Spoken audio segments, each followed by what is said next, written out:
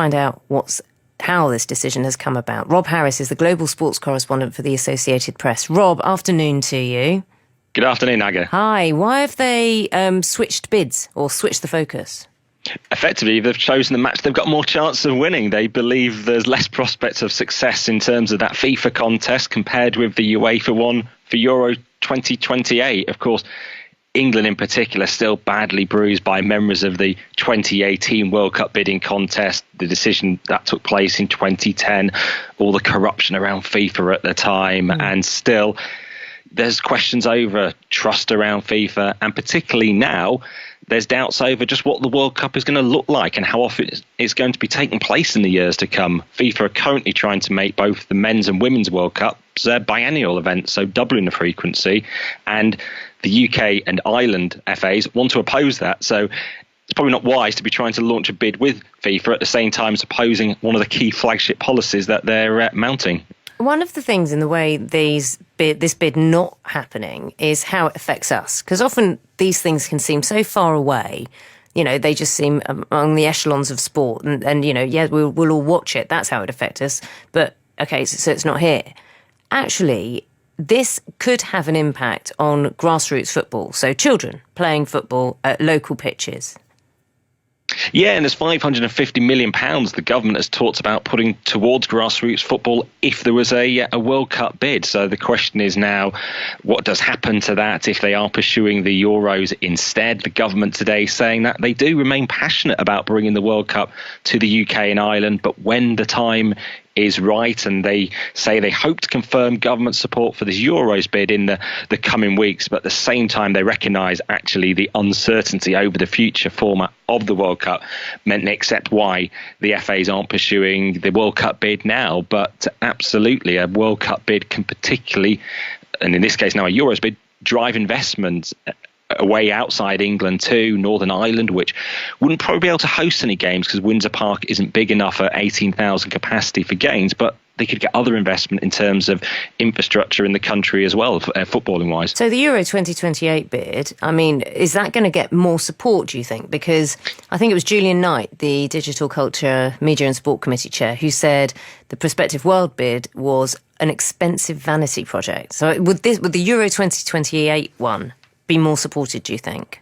Absolutely. The English FA in particular having great support at UEFA headquarters in Neon. And interesting hearing from the FA Chief Executive Mark Bullingham in the last hour or so. He talked about UEFA needing to replenish their coffers after the impact of the pandemic financially, and they're going to Germany in 2024 for the Euros, and he thinks they want a commercially successful proposition for 2028 that can guarantee revenue coming in, and also the Euros could expand to 32 teams by 2028. It's something that is being discussed at UEFA, currently 24 teams. So obviously the UK and Ireland would be best placed for existing infrastructure without needing to build new stadiums. How many places around the world with major sports events do we hear about white elephants that aren't necessarily needed?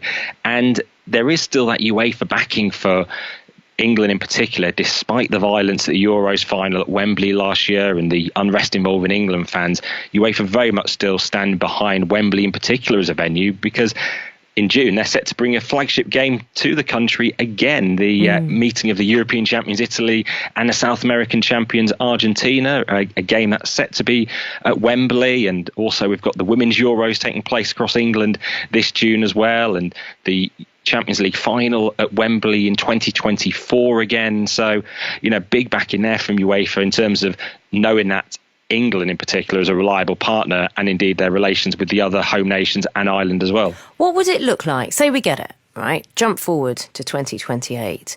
What would it look like? Like where would they be held? What are, you know, the big venues, and in terms of ticket sales and infrastructure, I know you say there's support, and we've got opportunities to show that, but these are one, you know, specific. This is at one venue. These events you just mentioned. When it's all over the UK and Ireland, how will it work? That will lead to the internal clashes then, or yes, debating over just where the venues might be used. Obviously, in Dublin, there's both the Aviva Stadium and Croke Park. In Cardiff, the Principality Stadium.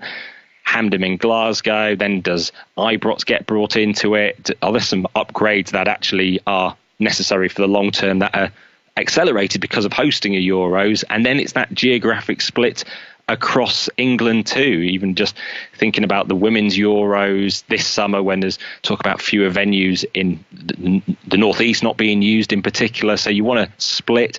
Remember in the 2018 bid by England, there's talk about improving infrastructure in Bristol to try and get games there. So that'll be one of the challenges, getting a good geographic spread across the home nations and Ireland, and also about how Northern Ireland is brought into it as well. I don't really think they think expanding Windsor Park is necessarily viable in the long term or necessary. So that would be about attracting teams to use there as their training base. And of course, Euros is a great chance to bring fans in from across Europe and indeed the rest of the world too, with the UK and Ireland being so well connected. So there is a tourism boost by fans coming here and getting that opportunity.